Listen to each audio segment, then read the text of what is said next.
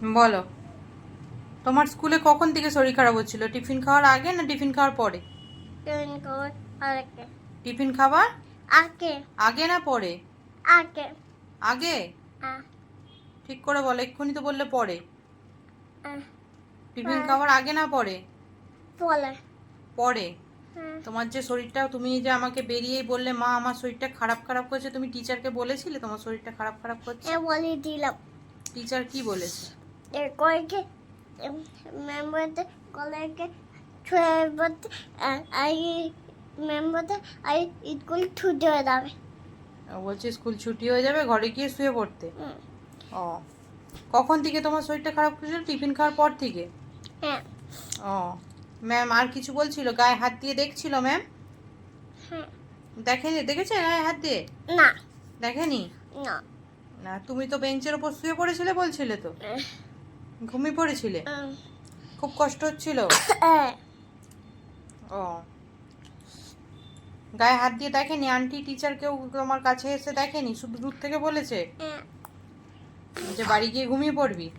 আমি স্কুল ছুটি হয়ে খেতে বলতে। স্কুল ছুটি হয়ে যাবে, বাড়ি গিয়ে ঘুমিয়ে পড়বি?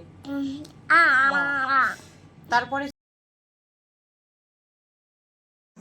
তো আমার মেয়ে সবেমাত্র পিজিতে পড়ে, আর পিজির ক্লাস টিচার বা আন্টি কি করে এতটা ইরেসপন্সিবল হয় আমি মানে মাথাতেই আসছে না। আমি মানে ভয় পেয়ে যাচ্ছি, আমি বাচ্চাকে পরে স্কুলে কি করে পাঠাবো। আমি মেয়ের কথা অনুযায়ী আমি বলছি যে ও বলেছে যে ও টিফিন খাওয়ার পর থেকে ওর শরীরটা খারাপ খারাপ করছে, ও বেঞ্চে মাথা দিয়ে শুয়েও পড়েছিল। তারপরেও একটা টিচার এসে ওকে জিজ্ঞেসও করেনি যে তোমার কি কষ্ট হচ্ছে, কি শরীর খারাপ করছে। তিনি শুধু বলেছেন ছুটি হয়ে যাবে, তুমি বাড়ি গিয়ে ঘুমিয়ে পড়বে। তো বাচ্চা মর্নিং স্কুল ঘুমিয়ে পড়ছে, কিন্তু যখন শরীর খারাপ বলছে, আর আমি ওকে সকাল থেকে নানা করে এই প্রশ্নটা অনেকবার করেছি। আর কোনো বাচ্চা যদি বানিয়ে বলে বা মিথ্যে বলে, একই কথা তো বারবার বলতে পারবে না, তার কথা চেঞ্জ হয়ে যাবে। যেমন প্রথমে বলছিল টিফিনের আগে, তারপর বলছিল টিফিনের পরে।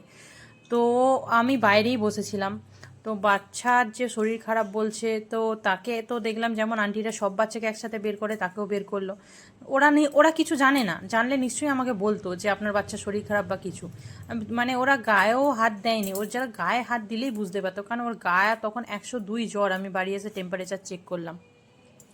মানে একটা আন্টি হোক, টিচার হোক, তারা কি করে এতটা অসচেতন? একটা ছোট ক্লাস, মানে ছোট বাচ্চার ক্লাস, পিজির ক্লাস, এটা আজ না আমার সাথে না হয় অন্য কারোর সাথেও হতে পারতো। আজ ওই বাচ্চাটার 102 জ্বর, ওই বাচ্চাটা তো ওখানে অজ্ঞান হয়ে যেতে পারতো। তো ওরা একবারও বাচ্চাটা যখন শরীর খারাপ বলছিল, একবারও চেক করলো না, বা তাকে আলাদাভাবে বের করলো না, বের করে আগে থেকে ডায়েরিতে নাম্বার দেওয়া আছে, ফোন বা গার্জেনকে ডাকা, কিছুই না। আমি স্কুলে কমপ্লেন করব।